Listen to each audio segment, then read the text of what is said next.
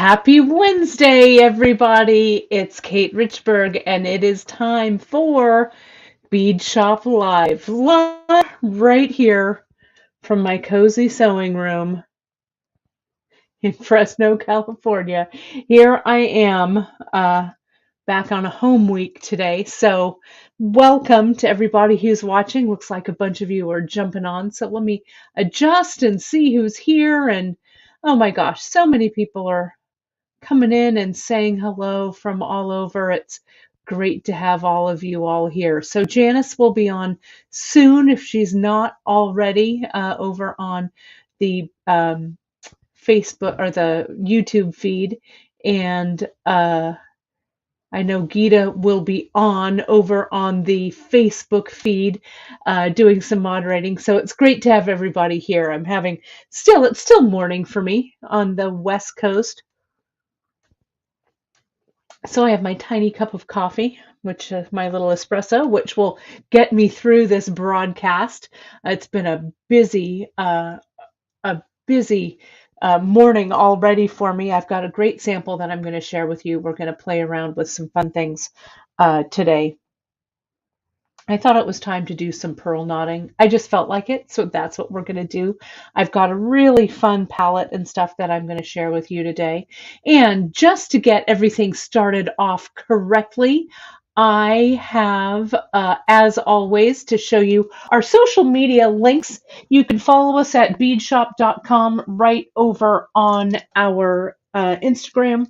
You can, and if you make anything with our Beadshop products or projects, give us a tag over there, would you? And then Drea will be happy to, add those to our Instagram stories. It'd be great to see what all of you all are making. And speaking of what all of you all are making, you can find us over on Facebook at the Bead Table. That's our Facebook group for Beadshop customers and friends and fans and makers, all of that. So we'd love to have you join us over there. And if you are watching on YouTube, either now or at a later date, hit that like and subscribe button and turn on those notifications so you'll know when we're going live. And of course, all of the products that I'm using for today's project are over right on beadshop.com. You can find all of the information right on our website. This project that I'm doing today is called Cherry Cordial. I called it because it kind of has a luscious cherry kind of a look. And you can also sign up for our newsletter for all of the latest info and stuff on all things Beadshop. We have, this is going to be a busy week for us. For me, especially, I'm broadcasting like crazy. We're going to broadcast today, obviously, do this project. Then this weekend, you guys, is the big, great bead extravaganza weekend, starting with Friday night preview. I'll be streaming it on all of our regular Beadshop platforms, but you'll also be able to see it on the Great Bead Extravaganza group page and business page. We'll be streaming it on the Great Bead Extravaganza YouTube channel. Many of the presenters will. And essentially, it's a group of us bead friends, bead business friends. It was the brainchild of our buddy Andrew Thornton over at Allegory Gallery and Sarah Ayler from Softlex. And during deep pandemic, they got some of us together and we had a little virtual bead show. Well, all of you all love that virtual bead show so much that we're continuing. And it's sticking around. So it's going to be great. Gita just asked a question. I saw you had a Sally bite on your finger. If you don't mind doing a little bit of YouTube linking, Gita, we always appreciate your generosity. And I'm sure Janice is in the middle of doing so much. She's doing ordering and there's all kinds of hustling and bustling. So sometimes with the time change, she jumps in a little bit late. So I super appreciate all of that help. And I super appreciate all of you guys watching. But I'm very excited for the Great Bead Extravaganza. We have some kits that you all have seen. And I'll show you a little up closer later, but these three, the Sally, the Bessie, and the Amelia, well, we're going to have a new one that, see how I just did that real fast? There's going to be a new one that's going to debut Friday that I'm calling Junko, and these are all named after women explorers. So you'll see why the Junko, I'm going to put it on my wrist, is named so. um, Women explorers and mavericks in their own way. So those are on. So Sally is sold out. Sally Ride, she's sold out. But we still have a very, very few of the Bessie Stringfield. If you don't know about her, go read all about her. And this might be my favorite, the Amelia, because it matches. I'm looking around. It matches the my Kate's favorite that I wear all the time. So it's fun. So we've got more of these left as well. And I've got these that are going to debut on Friday that I think you're going to love. Um, so hang on. This is the expedition bracelet. I have seen the kits that some of our other friends have been doing as well, and it's going to be a jam-packed weekend. I love these great bead extravaganza weekends because I feel like I learned so much from all of our friends, from Kelly over at the bead boutique, Abby over at the bead place, Andrew and William at Allegory Gallery. I'm forgetting everyone, our buddy Candy Cooper, our buddy Jill McKay, Christy Friesen, Cynthia Thornton and her daughter Azalea, Heather Powers. I know I'm forgetting, I'm not naming everybody, but it's such a great group, and everybody makes such interesting and unique things. So I always learn so much. Oh, Jess is saying, don't forget Dora the Explorer. Yeah, I like that too, Dora, or maybe Carmen Sandiego. Where in the world is Carmen Sandiego? But anyway, so I've been reading a little bit about expeditions and mountain climbers and alpinists, and I've been reading about this Nepalese alpinist near Nim. His name Nims, and he conquered all the peaks, the highest peaks in a short amount of time, climbed them with his Nepalese crew. I'm not describing it very well, but it's a Netflix documentary now. I think it's a Netflix documentary. Super inspiring. I always think it's really inspiring to actually hear about people who literally climb mountains. Um, I'm not really that fit to be able to do it, but I find it so interesting. Challenges, big challenges, right? And you're climbing up that mountain, and finally you hit the apex and you conquer it. So I think that's a metaphor for a lot of us. I kind of feel that way these past few years with this pandemic challenges that have gone on. But anyway, I digress. I feel chatty today, I suppose. And you're like, all right, get to the project, Richburg. So let me get to the project. Anyways, so, when I saw Emily a couple of weeks ago, it got me to thinking about all of the great projects that Emily does, and, different, oh, sorry.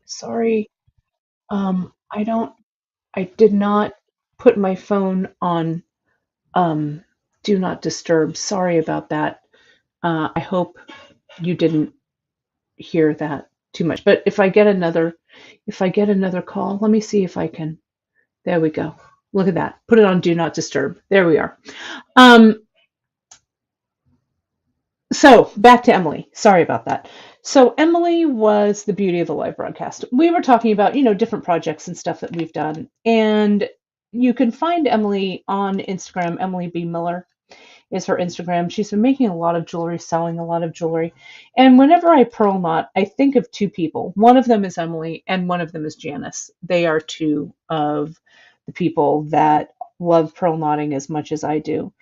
And this is a technique that I've been doing for years and years, right? And Emily also does it. So it always reminds me of Emily. She gave me, and I think the beads are on my desk actually back at the office, but you've seen me wear them before, I think. She knotted a really beautiful set of vintage glass beads, graduated glass beads. They're just beautiful. And she made her own bullion like this, right? And so I thought it would be fun to share with you how I make my bullion and doing some gemstone knotting with in a necklace that maybe has a little more of a contemporary flair rather than a classic flair. Let me show you before I get into these, and you've seen me um, use these, show these before, but I want to show you guys these. Let me grab a couple of these right off of my thing here, and you'll see how I use this bullion in my actual work. Okay, these are things from my jewelry line, but can you see here I've done some beading, and this is that bullion that I've used. I've used one of my buttons as the closure, and we're going to use a button today, but I've used that bullion that I've made here. And then I have this clasp is out of my own collection. It's not something we carry at Beadshop, but the way that I've closed it, and you can do this with a big lobster claw clasp. We have some nice big ones on Beadshop, right? So you can see that this comes around like so, and it just sits there like this. And so I think that having this bullion closure like that, I think it adds a little bit of the touch of the maker to the piece. We also carry machine-made bullion, so if you're doing a nice, like a fancy pearl, traditional pearl necklace, you can do that bullion closure. We have some videos about it. We have a bunch of how-to videos over on beadshop.com.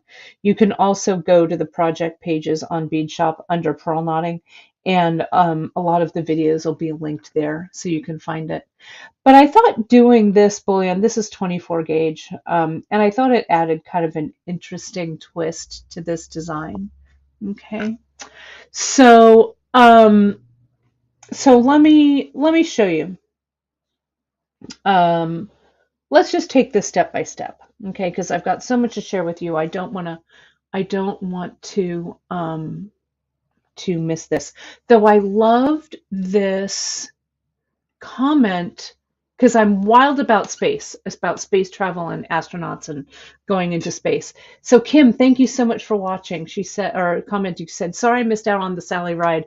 I knew her, a perk, as my dad was integral in the space program, specifically the space shuttle, as well as Apollo, Gemini, and Mercury. She was lovely. My fault, though, I was late on the uptake. Oh my goodness, what an honor. I remember, I'm going to tell you while I get this prepared, I don't know how old I was, 3 maybe, for the moon landing. And I remember my mom, we watched it together on the black and white TV in her bedroom, actually, I remember it. And we talked about, I remember her saying how, what a moment in time this was. So I've always been fascinated by space and space travel. So thank you, Kim, for sharing that. I'm also going to change the background. Sorry, I don't know what I was thinking about this background, but this background is not the right one for me today. So let me get this. That's a lot better. I was like, what's the matter with this picture? Well, the background is not quite right. So as I'm putting these out, you can take a look and see what I'm using. The list is all on beadshop.com under Cherry Cordial. If any of you are Anne of Green Gables fans, Cherry Cordial specifically plays a big part in one of Anne's adventures, or misadventures rather. So what I do first is I pick out the color palette that I've got here. And I'm sorry, you guys, if it's a little noisy. We're having some trees removed in our backyard. So the tree guys, this is day 3 of our tree guys. So of course they're picking this very time to grind some stumps. So just go with it. I'm sorry if you hear it in the background. Anyway, so I started by picking my color palette. Okay, and I wanted to string something that had kind of a contemporary flair to it, also had a little bit of a boho flair to it, right? Something that I could easily throw on, really easy to wear. You could make this without a clasp, but I'm going to do a clasp for you. We're going to actually make a clasp out of one of the oval gemstones. And you guys remember these. We've got these in a bunch of luscious stones. So the first thing you do is you want to pick out your color palette. So I don't know why I've been feeling kind of pink lately, because pink isn't usually a color that's in my color palette. And it's kind of obvious. These really aren't pink, but they're kind of pink tones right here. Okay. So I have some cherry quartz, some garnet. So these are fire polish, the polychrome copper orchid right here. And this is our faceted ovals that are drilled through the center in smoky quartz. Okay. Then I added a few little extras. I've got this briolette in rose quartz. I've got this little, what we call the Casbah round here, that round metal bead. I've got this pretty little jewelry tag, the floating lotus, I think. And then I'm connecting it to these small hammered links. You can use anything here to connect. I like these hammered links, and I'm going to show you how I connect it all.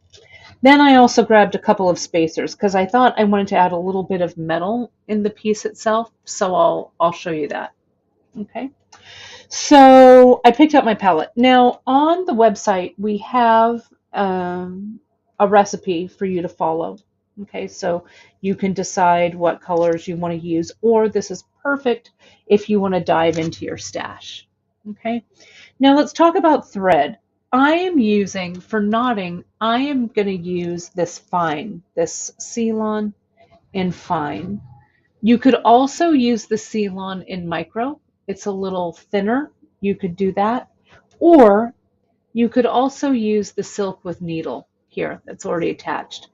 The main thing is here, kids, is you want to make sure to test all of your beads to make sure that everything fits on.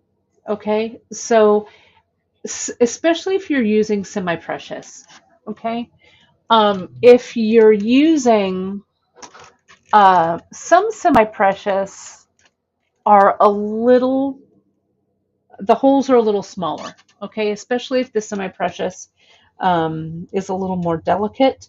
So some of these, as I've been stringing, I have to reject. A few of these garnet, the holes are just too small, and a few of the smoky topaz, the holes are just too small.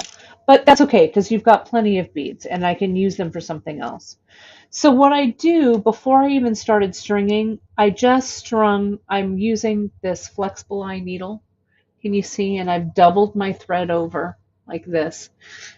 And I just check to make sure that what I've chosen, the majority of what I've chosen. So see, that slides on. And let's check these smokies here. And you can see that one just doesn't quite fit. So sometimes if you turn it over, yeah, that one doesn't fit. But many of them will. And then you can just save, see that one slides on just fine. And the ones that don't, just set aside and use them for something else. You can string these with soft flex, you can wire wrap them, you know, whatever. But if they don't fit, don't force it. The cherry quartz, these are nice and big. These holes are big, so you don't have to worry about that. If I can see the hole, I know it's there. There it is. That one works. And of course, these 6 millimeters, the holes are very big. So all of these work on these threads. Okay, so I just double check and I make sure this is all good. So then what I do is I think about how this piece, and I'm going to move these kind of up along the top here. Whoops, oh, whoops. Beads like to go on the floor. Uh-oh. emergency. There we go. There's a few on the floor, but I'll get them later. I want to put all these up here. Then what I thought about was, okay, I'm just going to start to string. So this is a random string of consciousness, literally, right? And I'm just stringing in color blocks here, right? So some of that polychrome copper, some garnet, some of the smokies, and I keep going, adding a few spacers along the way, and I'll get a little closer so you guys can see it. But this, right now, I have strung about 9 inches here, okay? So I want to string, I don't know, maybe 15 inches or so of this, but I set it aside because I wasn't quite sure what was going to happen next, okay? So let me show you the next part of what I was working on. I wanted this to all connect to some leather in the back, okay? So I got some 1.5 millimeter leather, and I'm going to show you how I did this little stitch here. It could not be easier. This is something, I used to make these little daisy chains, or, you know, slip knot chains when I was little all the time. I love these. So I thought that what I would do with this loop connection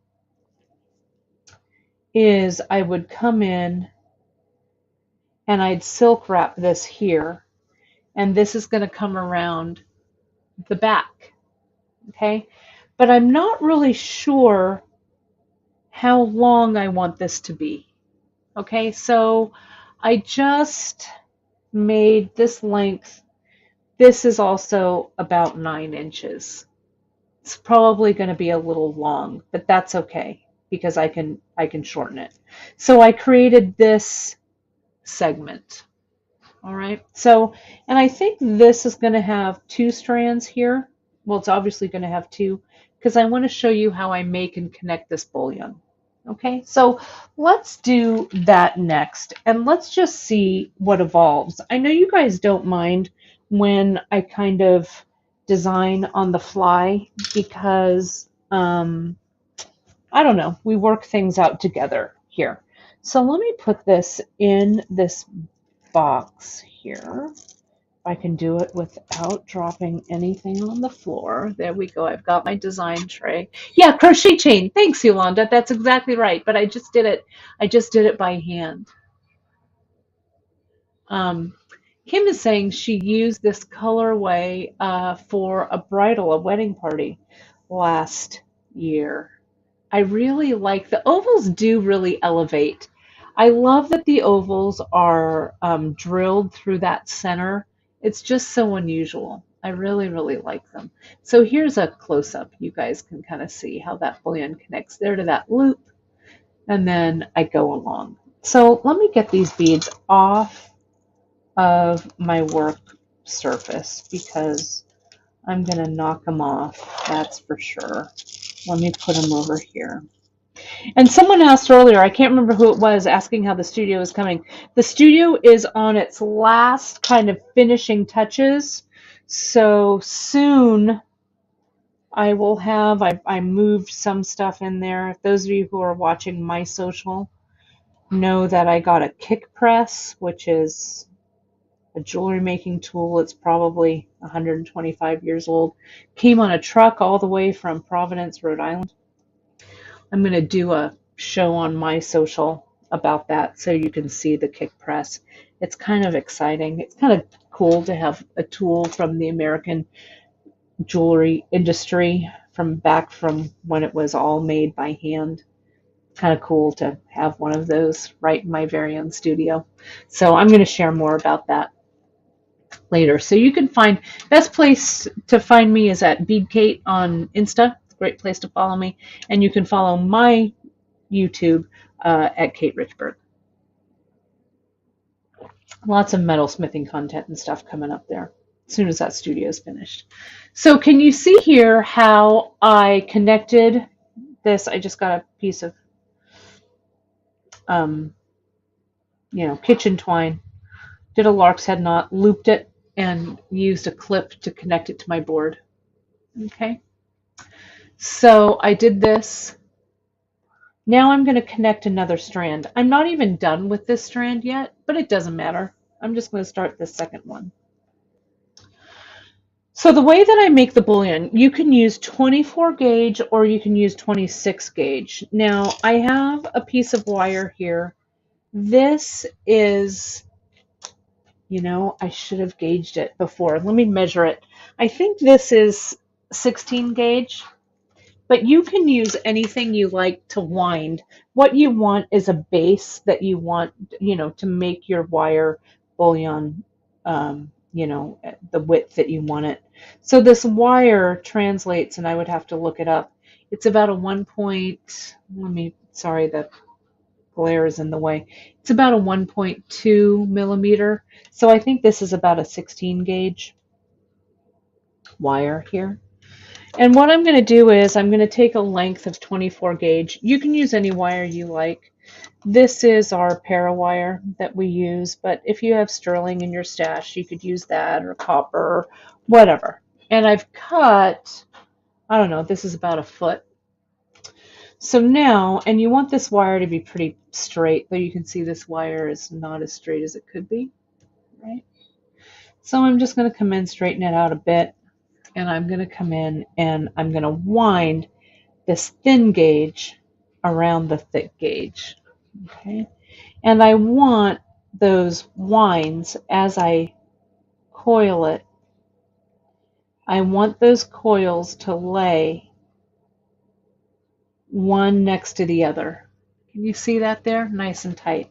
If they don't, just get your nail and you can kind of push that in. You can also see how I had this little end here so I could hold on to it while I started it? Then you can kind of loop it back there like that. But what I'm going to do is I'm going to keep winding. See how I'm holding? I'm right-handed, so I'm wrapping with my right hand. I'm holding this wire with my left hand. And see how I'm doing this at a right angle here? Okay. And I'm keeping the tension on this wire as I'm wrapping. Okay. And I'm going to wrap this whole length of wire, and it's the tension that I'm pulling on this wire with my left hand, and I'm pulling down really nice and taut with my right hand to wrap this around. Trish is asking, does parawire come in different colors? It does. It comes in an antique copper, and it comes in what we call a vintage bronze. So those are both good antique options. You could also do this, and that's what I did with the wire that was on my pearl necklace. I made this bullion out of copper, bare copper, and then I antiqued it with liver of sulfur to do the antiquing. So that's what I did there. But you could also pre-oxidize your wire, right? You've seen me do that with the liver of sulfur. Pre-oxidize it, shine it up a little bit, and then, you'd have kind of a nice semi-antiqued piece. And yeah, it's on beadshop.com under wire. It's all there, all the different colors. And I think you can sort it, use the side sort function to sort it out. So here it is. So now I'm going to just slide it off. And that 12 inches of wire, let me measure this, gave me about 1.25 inches of bullion wire. So I'm going to come in and let me move this over. And I'm going to clip away using my flush cutters that first little bit there so it's flush. And now, I should have measured this. Let me see here. This is about a 1/2 inch. I'm going to measure 3/4 of an inch, I guess, right here. That looks about right. Maybe just a touch under. And I'm going to cut it. And you want to cut, don't be like me cutting these one at a time. Figure out what the right length is and then cut all of the other ones you need so that you're not guessing like I'm doing right now. Okay. These little extras here you could still use as bullion. I just needed something that was kind of big to go around this loop. But you could also use these to string with too, right? I could cut these little coils up and they could be little coiled sections when you string, right? Someone's asking me the size of wire. Uh, is it about the size of baling wire? You know, I don't really know the gauge of baling wire, to be honest. I might have some. It's close. 16 gauge is what you want. But test it. If you want something thinner, like I could also wrap it around 18 gauge and have the bullion be a little bit finer. I could use 26 gauge wire. So just test. You're not gonna, um, you're not going to lose anything by just cutting a little piece of wire and winding it around to see what you like. I like my bullion wire to be a little bit heavier like this, but you also might want some that's a little finer, like in 26 gauge. Okay, so decide what works out for you, but this is, as I say, not a 16 gauge wire or a 1.2 millimeter will work. But maybe some of you are also knitters and knit with those super fine knitting needles like zeros or double zeros or triple zeros. You could use those too. Whatever works, whatever you have laying around the house, okay, will work. So, so then I get my thread and I've figured out what kind of thread I want to use. And I'm going to reel off for this. I'm going to give myself plenty. I'm going to take 3 yards of my cocoa. And this is in fine. Now you could drop down to a micro. And if you drop down in micro, you could also drop down in wire size. Okay. So, and Kathleen's saying, great to use bullion on soft flex. I agree 110. I love to use bullion on soft flex. I think it really does elevate the piece as well. And I've used this, pardon me, on the soft flex beading wire. Oh, pardon me, excuse me. I really like the way it looks. So 3 yards, just to reel it off. So there's 1, here's 2, and here's 3. And I'll just cut this here like so. And I'm going to get my beading needles. I want the fine. We call these medium, but they're actually akin to the fine beading needles that we carry. It's the beading needle in the 0.36 millimeter that we carry, the collapsible eye, okay, or the flexible eye rather. It's right there, okay, that wire. And so I'm going to come in and find the center of my thread, string my thread on. If you want, see how my soft flex is all kind of curly? You could use your flattening iron, your straightening iron. We've done that before to kind of iron out the little kinks, but the kinks are going to come out pretty quickly. String my needle. Melanie's asking, can I ask, is it just a visual effect for soft flex to use bullion? It is a great visual effect, but it also protects that loop of the soft flex against rubbing against a clasp. So I would also say it would add a little bit of longevity to your soft flex as well. The soft flex wears extremely well. So, so there's that. Let me show you here. I'm going to attach another piece right here. Okay. And Deb is asking, do I just consider fine to be text 210? Deb, you know, with all of my experience with textiles and thread and weaving, I should be better versed in text, and I'm not, to be honest. If you look in, and one of our members, and I can't remember who it was, it might have been Christine Whitney. I'm not sure though. In our Beadshop group, if you look in files, she's assembled, and it's all in the files section, a listing of threads that we carry, some we don't, and its text equivalent. So if you're not a member of the Beadshop group, go over there and join it. Look in the files. There's a lot of information in the files, so you kind of have to weed through it. And there's information about text in there. And Barbara, I knew that someone would answer. Barbara, you're saying fine is text 135. So fine, Ceylon. Thank you for that. I need to brush up on that aspect. So can you see here how I have started with my, let me move this over so it's a little more centered. I've got my bullion here. I'm going to use this longer one.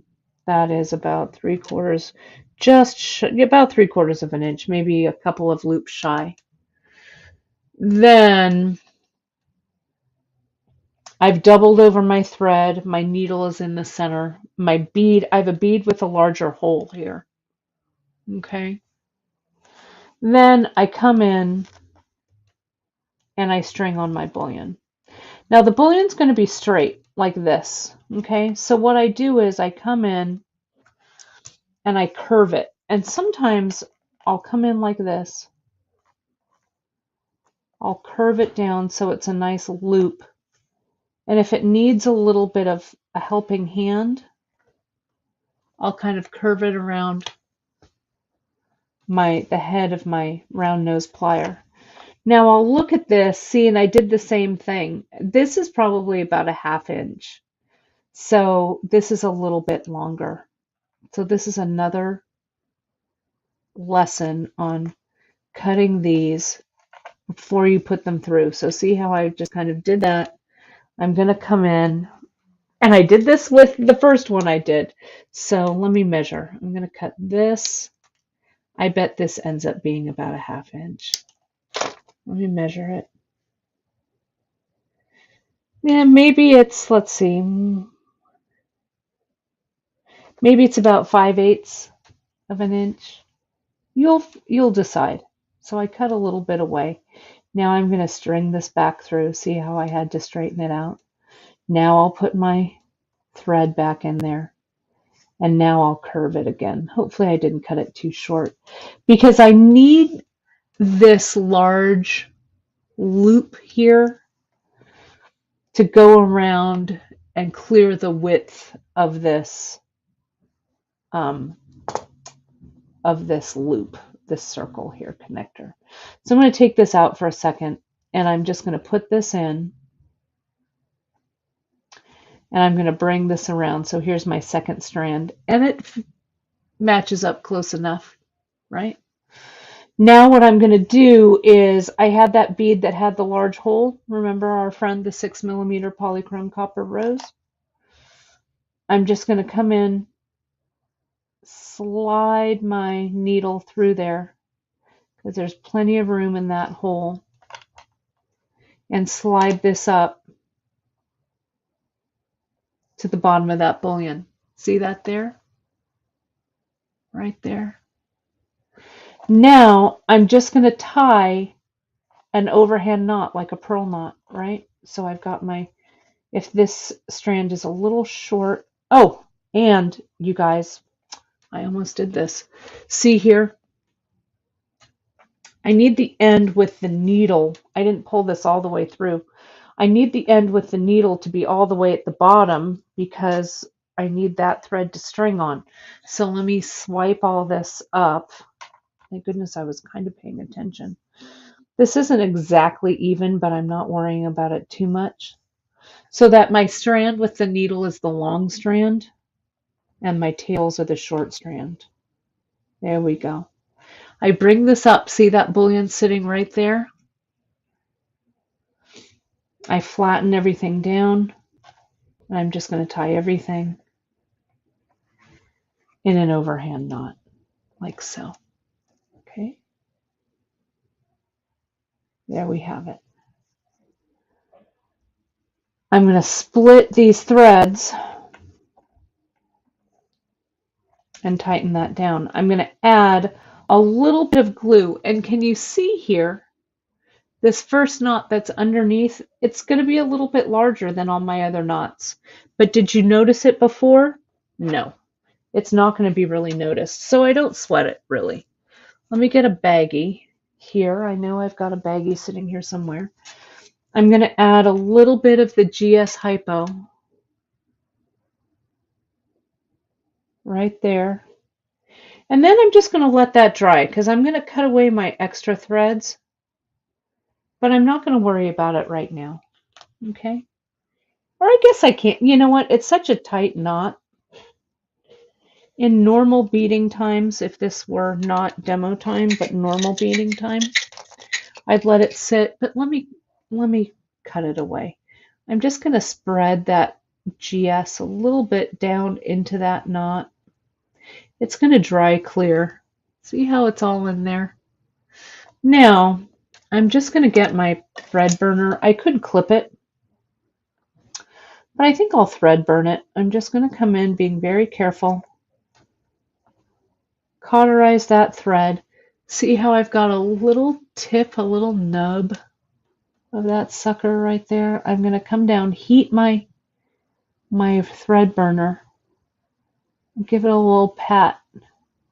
There we go. So now that's done.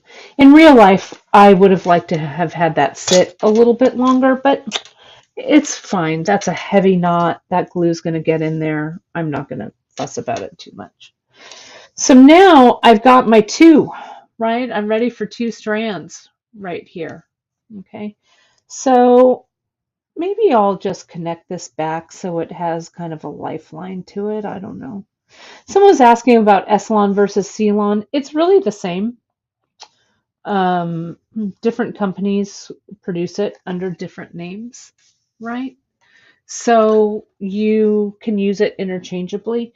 You can also, the old school way, I have some here way back in the day when I was stringing, you also saw it come in spools. Some of you might remember, they don't make these spools any longer. This is like a bonded nylon thread, but it's pretty much exactly the same. But it came on these spools, and this was a size F. So this was equal to about the fine size Ceylon. I still have a stash of this back from my Beadissimo bead store days. I probably have thread to last me for the rest of my life.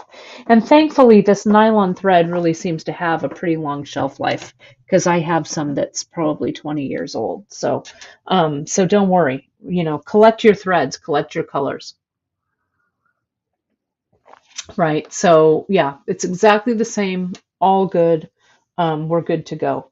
So now I'm ready to string. So I think I'm going to make these two strands a little bit different. The only thing I'm going to decide is maybe what the next 5 or 6 beads are going to be, right? So let me get a few of these cherry quartz, and I'm going to put on 1, 2. I love these cherry quartz. These are natural stone, 6 millimeter, and I've got the 6 mil, I've got the 4 mil here, and I've got the faceted ovals. But again, you could use whatever it is you like. And I'm going to get one spacer just to put it on randomly, and then put this on. Okay, so now I have strung on my beads right there on my ceiling. Okay, so now the way that you knot these, there's a lot of different ways. We have Janice's really terrific pearl knotting handout from back in the day when we had our brick and mortar. You can download that and learn how to string without a tool. You can use some tweezers. I've got some knotting tweezers here that we could use. You could also use an awl. We do it differently, right? So here, essentially what you do is to tie a knot for pearls or gemstones or whatever. See how I wrap the thread around my hand? Let me get this one out of the way. I've got two threads going here. I wrap the thread around my hand and I have a knot. Okay? But that knot right now is loose. So we need to, through one method or another, tighten this knot and move it up so it sits next to that bead. Okay? That's the whole dealio. So with a knotting tweezer, it makes it really easy. I get my knotting tweezer and I put one leg, I'm holding the knotting tweezer with my left hand and I'm right-handed. I put one leg of the tweezer inside this loop and one on the outside, okay? And I pull that thread so it inches its way up against the bead right there. But can you see how my knot is still fairly loose? So I'm going to tighten it up just a little bit more. See there? Push it up. Now here's the secret, you guys. People want to tighten this knot and pull the knot off the tweezer at the same time. Okay? You don't want to do that. What you want to do is you want to pull the tweezer out of the knot and see how, can you see how the knot is loose right here? See how it's loose? Now what you do is you tighten that knot by pushing the knot away from you with the head of the tweezers and pulling the thread towards me all at the same time. Okay? So see how that little looseness, that little slack in the knot allows you to push it and pull it all at the same time and tighten up next to that bead. Let's do it again and see how I split my threads, push that knot up. So let's do it again. Bring another knot up, make the loop. So see, it's just like a loop that I've made. Pull my beads and see how I pre-strung them. So you can see that strand just goes through that loop. Now, wherever that loop is, let's say this loop is kind of far down here, right? And let's say that loop maybe is two different sizes or whatever, right? You just want to get that tweezer inside the one leg on the inside, one leg on the outside, okay? And they're kind of pushed down into my velvet pad. If one strand is smaller than the other, or, you know, you kind of pull them until they're kind of equal, then pull. And now, see, I'm going to kind of take my tweezers out and I'm going to just walk that knot up to where it goes against the bead. Let me get real tight there. Oh, and Trish, you found the link in the group. Thank you. If you're not a group member, you won't be able to access it. So go ahead and add yourself to the bead table on Facebook. It should be pretty helpful. So here you go. See how it's there? Now, watch this. I'm going to pull the wire out. Get that real tight. Or pull the tweezer out. Push the knot away and the thread towards me, and it just nestles right up. Split the threads, tighten it up. Okay. Melanie's saying she has a coiling gizmo. Could she use bullion with the smallest one? You know, Melanie, to be honest, I'm not sure what circumference the smallest one is. So go ahead and give it a try, right? I'm sure as long as the result is pleasing to you, you'll be fine. Can you see now I'm showing off? I'm doing this without a tool. Janice's, we all do this just slightly differently. Janice's handout talks about how to do this without a tool, but essentially hand knotting, you do that same thing. You tie that knot. And so see, the knot is right there.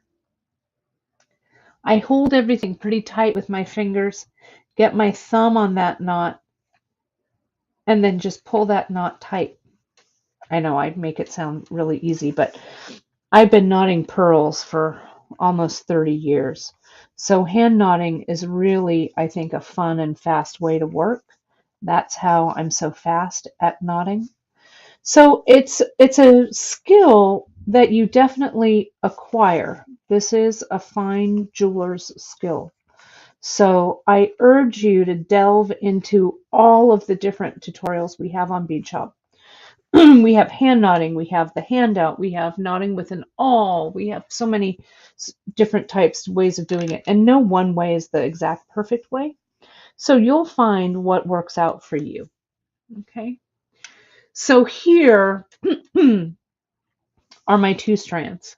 Okay, and I'm going to keep going. I'm going to knot and knot and knot. And I'm going to figure out the length here. Probably I want this length to be about like that. Let me measure. Because it's all going to directly relate. Let me measure this length. Yeah, that's what I thought. About 14 inches or so here. Because it's all going to directly relate to how long I'm going to make this top section. All right, so let's change gears because I'm not really sure what's going to happen next here. So when I'm designing, as you know, I do like to jump around a little bit. So let's jump around and take a look at this closure that I made. I'm going to take this off here. You've seen necklaces like this that kind of have ultra suede. You could use like our compassion suede for the top of it, right? If you wanted. But I wanted something that had a little bit of texture to it, so I made this little rope by hand. And let me show you how I did it. I got some 1.5 millimeter leather. I'll start it on this side. And this is the distressed brown.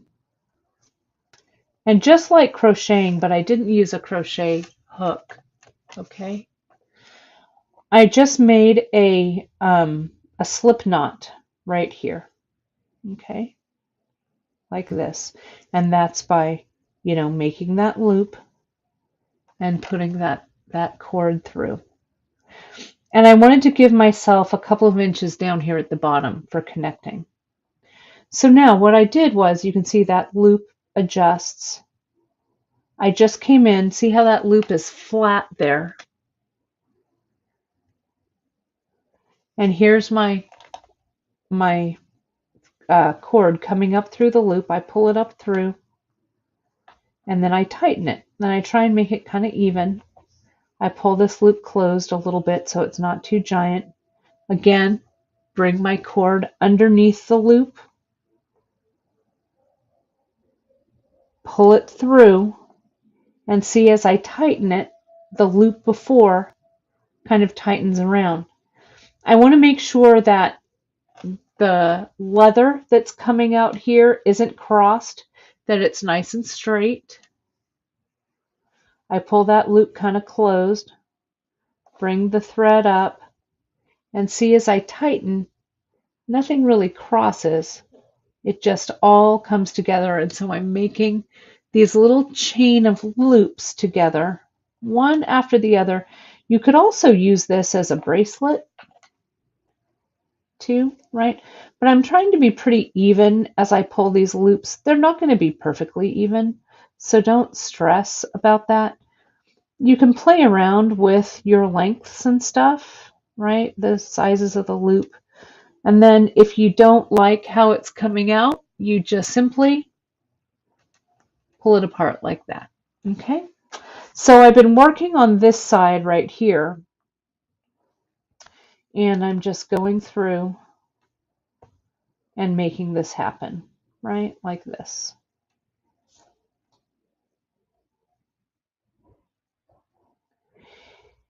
And I think, I don't know, this is when I have to try stuff on because I have no idea. I have an idea that I want, I'm going to show you this. I want this loop to hit me about, let me show you, probably about right here, maybe.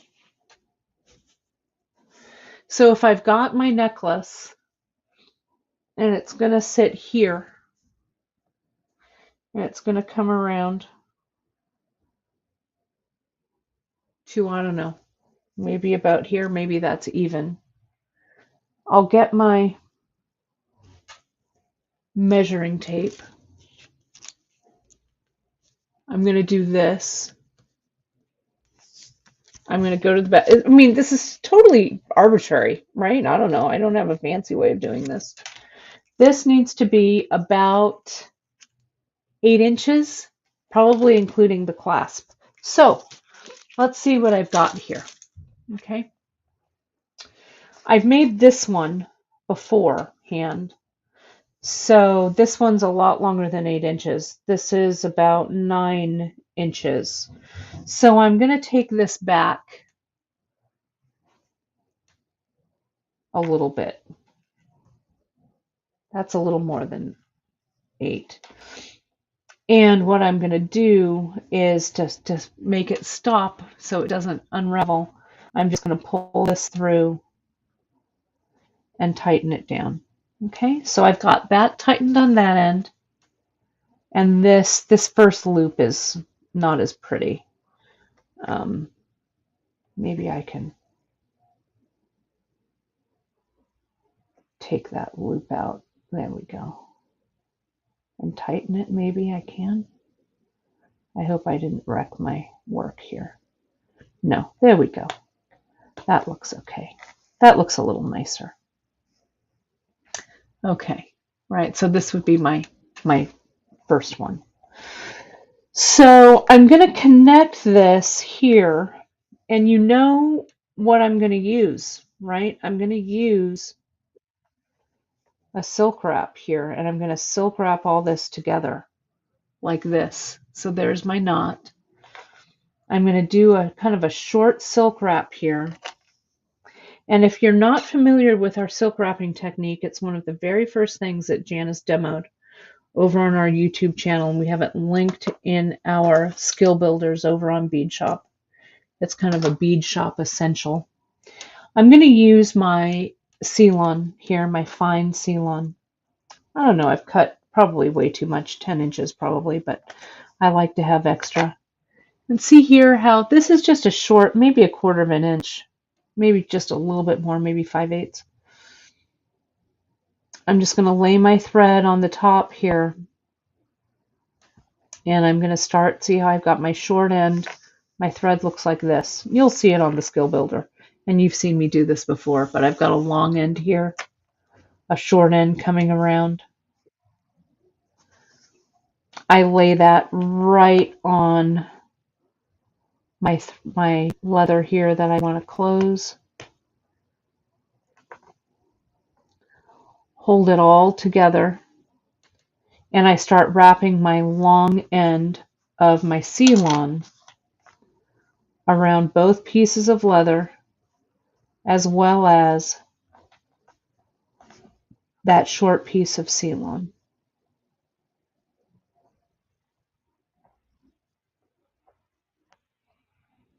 Okay. And I'm just going to wrap one wrap next to the other, just like I did that wire bullion. You see that there? I could do the same, like I could close this with any skill. I could macrame this closed like we do the Bollywood bracelets. I could get wire and wire wrap this closed. I could use a crimp like our transition crimps like we use for our Tahoe bracelets. But I am choosing the silk wrap is always kind of my default. It's super strong. I like the way it looks. I sometimes like to, put the thread forward on my designs. And since this is knotted, it kind of pulls that thread up into the leather. So now once I've wrapped, I'm going to come in, and this long end I've been wrapping with, I'm going to put it through the loop.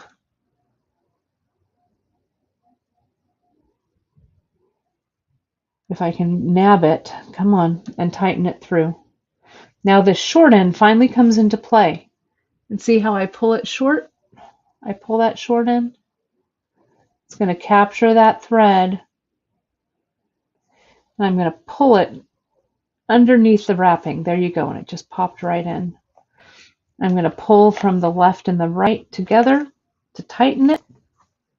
No glue needed, really. The knot is living somewhere under this silk wrap, somewhere.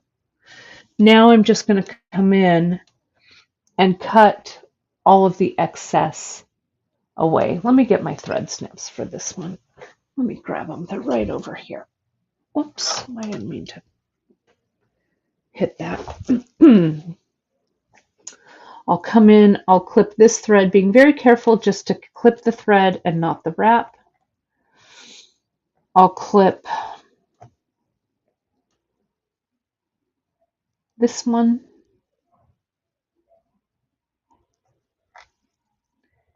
And I'm going to come in and clip that right there. So now what I've got is that nice closure there. Okay, like so. Now, what I'm going to do, let me kind of lay this out. I need to really complete this beaded section to see, like, to figure out all of the lengths. But this is going to come in and attach to that ring over there, right? I'm also going to add a few little charms.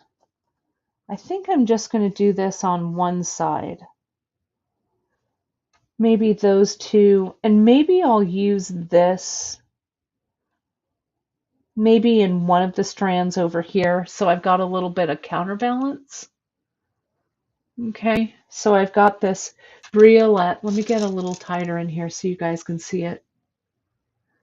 I've got the rose quartz brio right here. And I've got that little floating lotus charm there, and I'll connect it with a couple of jump rings. Here, like I said, I think in one of the knotted strands, I'll use that Casbah round there. I'll do the bullion on this side. And I want to finish this one strand because I want to show you how I close this off, and I've got time to do that. Okay. Then once this is ascertained, then I'll know exactly how long this piece needs to be. So let me pull this up and let me show you. At the end of this, and I want to make this before we part ways too, I'm going to get a particularly juicy one of these stones, the rounds, and I'm going to wire wrap it so it'll be the button on the back here. Okay, and then on the other side, what's going to happen is I'm going to make a loop and silk wrap it, and that'll be the closure that comes around there. Okay, I could also, well, let me just figure, I want this to be about this much longer. Let me measure. Yeah, this is going to be about, well, about 12 to 14 more inches, I think is what I said. So I'm going to purl knot this at Kate speed. Okay, I'm going to make some decisions here, some fast decisions on the fly. Let me just pre-string. So here's this. Let me do 5 of these. 1, 2, 3, 4, and 5. I'm going to do, I need some of these for the other strand, so I don't want to use them all. But I'm going to just put 1. Yep, and that fits perfectly. I'm going to use maybe 3 of these because, again, I need to reserve some for my second strand. Let me do 3 of these. Where did my garnets go? Let me do 1. Hard to see the holes in these. The garnets are the ones that you've got to test. See, that hole doesn't quite work. So I have to search through these garnets to find the ones that fit on the thread. See, that one works. These are all handmade beads in India, these garnets are. And so some of them are going to be a little misshapen, right? But that's okay. It's all right. That one doesn't. So that will go for a different project. I just want one more. Give me one more, please. Yeah, there we go. Now I'm going to use this. I'm going to put this guy in and this. Okay. Oh, you know what? I didn't put any spacers on this side. Oh well, they'll have to go in the next strand. But I've got, you know, a few little spacers, a smattering going on. Well, I really want one there. So I'm just going to do it. I'm just going to take this off. I'm going to put 2 daisy spacers on, right? It'll always remember. I probably won't always remember. I would have forgotten after the broadcast, but it's all right. Especially if you've got 2 strands, I can go spacer heavy on the next strand. This one, this one. I love these metal beads. We've got some with flowers on too. I just love them. Now I'm going to show off a little bit. I'm going to string this quickly by hand knotting, but it hopefully will give you something on this thread. Let's get that off of there. This will give you some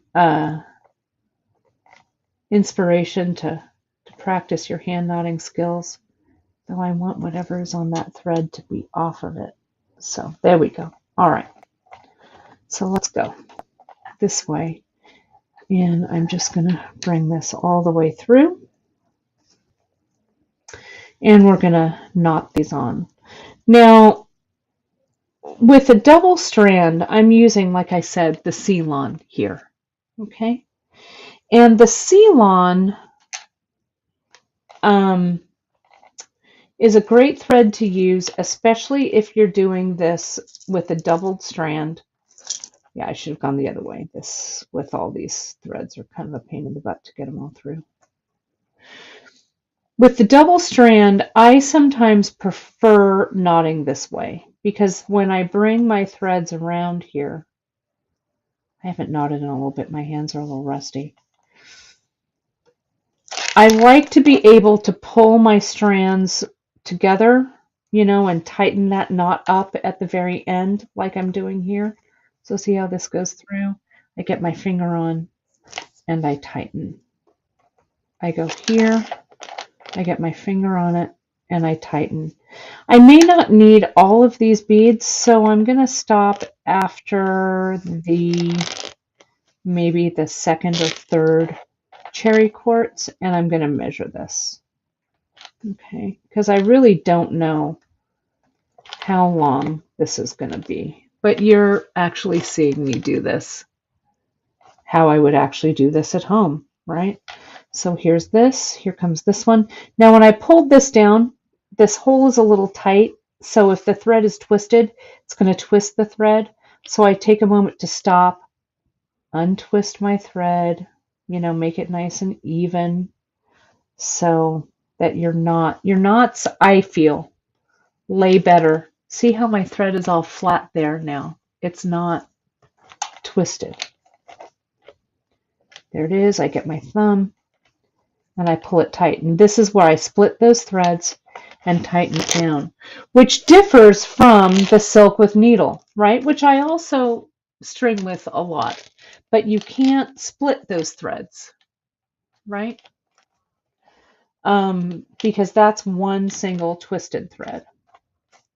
So here comes this one. And let's tighten. Let me give myself a quick measure. Yeah, we're good. Get these guys down. And I like doing the color blocking for this. You can mix all of these up if you want. There's a question here that Kathleen has. Can you separate the strands and knot on each individual strand using beads with smaller holes?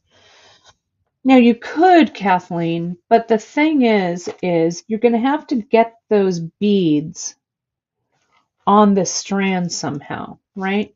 So you're going to have to go over a doubled strand somewhere, right?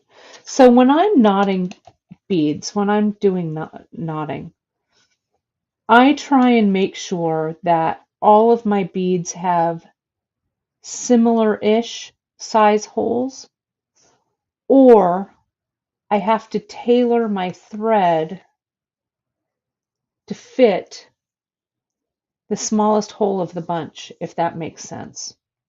So I try to keep them all the same or close to the same, because the strength of a knotted necklace lies in, this double strand of thread that you're using. This is also a doubled strand on the needle, but it's just been twisted to be doubled.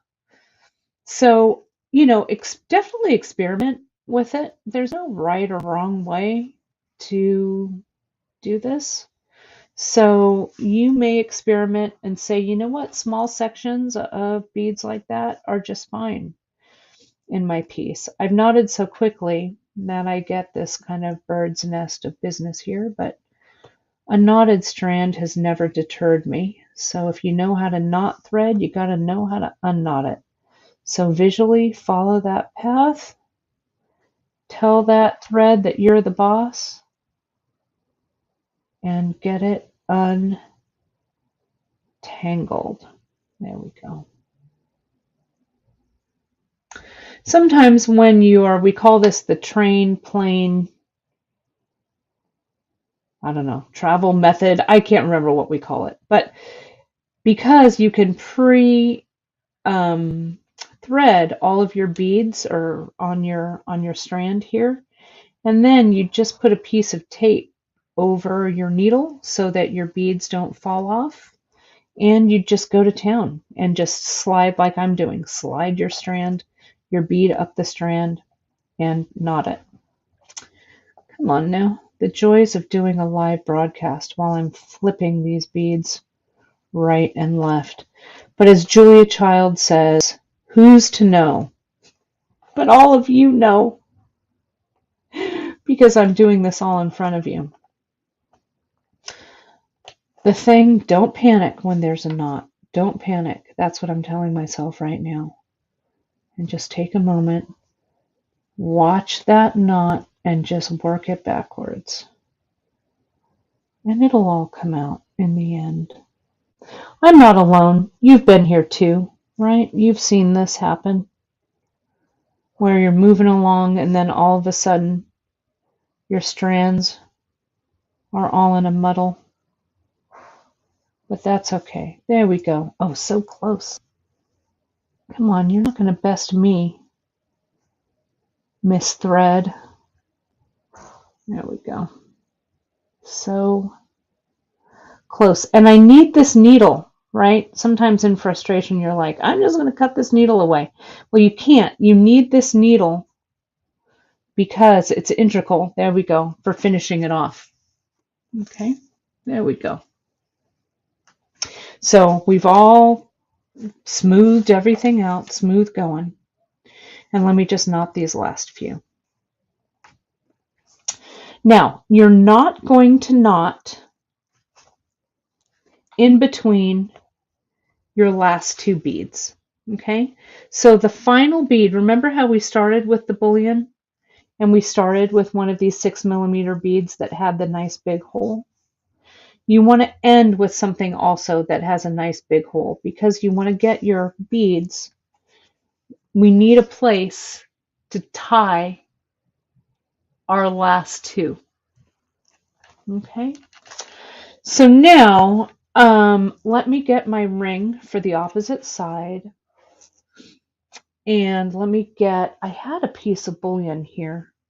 We're going to use this one. That one was a little short, but I think it'll be okay. I'm going to come in. I'm going to string through that bullion, slide it down. Remember how I kind of curved it? This is that bullion that I made with the 24 gauge wire. Let me get it a little tighter in here. How I kind of rotated it around so it's ready to go. Now I'm going to put this all through that ring. And I need a little bit of space here. So I'm going to slide this up, put my needle through that 6mm bead that has a nice large hole. And this, instead of bullion, this could also be, you know, instead of this ring rather, this could also be a clasp, right? You would do it just the same way. And see here now I'm tightening everything up. There's just a little bit of space. It's hard to see, so let me get it tight. A little bit of space there, and that's going to be just enough room for me to tie my knot. So let's go ahead and tie it. Now is when I can finally cut away my needle. And I'm going to use the tails of my thread, and I'm going to tie my knot here. So tighten everything up, tighten this bullion so it sits snugly up against that bead.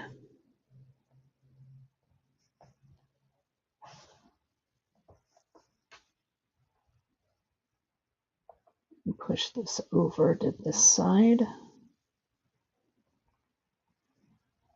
There we go. Now,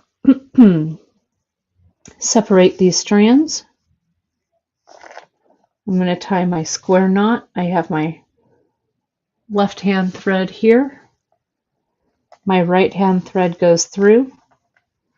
Tighten it down. Now I've got my right hand thread. My left hand thread goes through. Tighten it down. Now I turn everything over so the knot that I just tied is laying underneath. Okay? I'm going to add a little dot of glue here so that when I tie my knot, it's going to soak up that glue. So the knot's on the bottom. Add a little dot of glue right in between those beads. I need to put the lid back on so I don't have a glue incident. Now again, right over left and down, and it's down into that glue. Left over right and down. Now before I tighten, little glue there. Tighten. And a little glue on top. This I want to sit.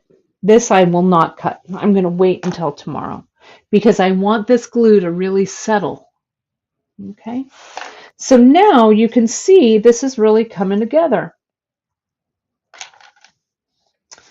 We've got our loops here. I'm going to have my second strand. It's going to come around. It's probably going to lay on the inside here. It's going to connect there. This is going to come up. And I'm going to finish this off and then figure out this length. My guess is this actually might even be a little bit long. I might need to make this end a little bit shorter. But before we part ways, I've got just a moment to show you how I'm going to wire wrap this into a button.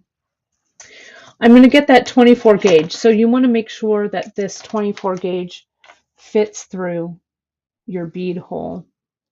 So here it is. Okay.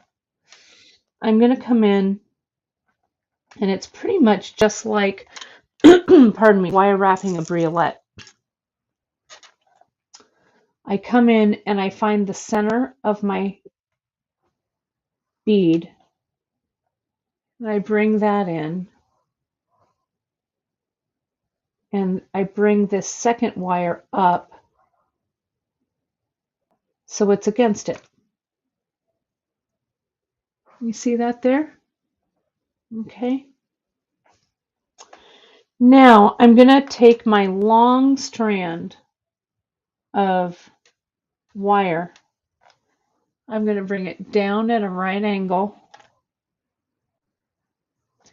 and I'm going to get my round nose plier. I'm going to bring my round nose plier in, go up and over the top to create a loop, pull that plier down so I expose that little neck that I left. And I'm going to hold all of that flat, the round plier and the straight wire. And I'm going to come in and wrap all that closed. Now I could just stop, but I'm going to now wrap from the bottom, from the top to the bottom. So I've made a shank that's a little heavier. Okay, I pull that down, and I'm going to come in and clip away that excess there and there. Push those little ends in. And now when I'm ready, here's the end of my cord. This is going to go in, just slides right on. Silk wrap that sucker right there. And then I've got my silk wrapped loop on this side. And you're going to make sure that the loop isn't too big, and this is how it's going to sit along the back, which is going to be really pretty. And the bullion, it does protect the thread. It's what do I want to say? Decorative, I guess, but it's also functional. It does protect the thread and give it a nice, so the thread doesn't rub against the metal here. Okay, so I'm going to finish this up, but I really like the way that closure looks. Okay, and I'm going to add our little friends right there too, those little dangles. And that silver is counterpointed with that silver here on the other side. So I hope this all makes sense to all of you. I hope. So, whew, we got through that. This finished piece will be up on the website soon as I finish it off, but you'll be able to see that. But I think you'll like that. Monica's asking, should this be doubled? You could double this loop over to make it a little bit stronger. And I'm actually probably going to rewire wrap this because I feel like this loop is just a little bit big. So I think I'm going to make it a little bit smaller as well. But you could bring that wire around once and twice for strength. But I think it should be fine. But there it is. I love using these ovals as the button. I think it's nice. So my dears, my friends, whew, we got through that. That was pretty epic. That was a pretty epic challenge there, but I think it'll be fun to finish that off. On Friday, I'll show you this finished project on Friday. I'm also going to show you, I'll go over our Great Bead Extravaganza project, and I'm going to show you a couple of tricks with leather and chain, because all of you like this leather and chain so much. So this new one will debut for the Great Bead Extravaganza. You'll see that come up. So go ahead and you can follow us right over on all of our social at beadshop.com, the bead table over on Facebook, and of course You can like and subscribe to our YouTube channel to find everything, all of our broadcasts, so you don't miss a broadcast. And you can, of course, sign up for our newsletter for all of the information on the project and the products from today's broadcast right on our website. You can go right to our newsletter, give that a sign up, and you'll see all the notifications for all of our upcoming stuff, as well as the Great Bead Extravaganza and this new kit that's going to drop on Friday. So thank you all so much. You'll be able to find this Project Cherry Cordial right on our website. And as always, you guys, we really, really appreciate your support of our small business, because without you guys out there, we here wouldn't be able to be doing what we love, that we've been doing for the last 40 years. Beadshop celebrates 40 years of beady goodness this year in 2022. So thank you again so much. I will see you all Friday and then throughout the weekend for the Great Bead Extravaganza. Thank you so much all, and I'll see you on Friday. Bye, everybody.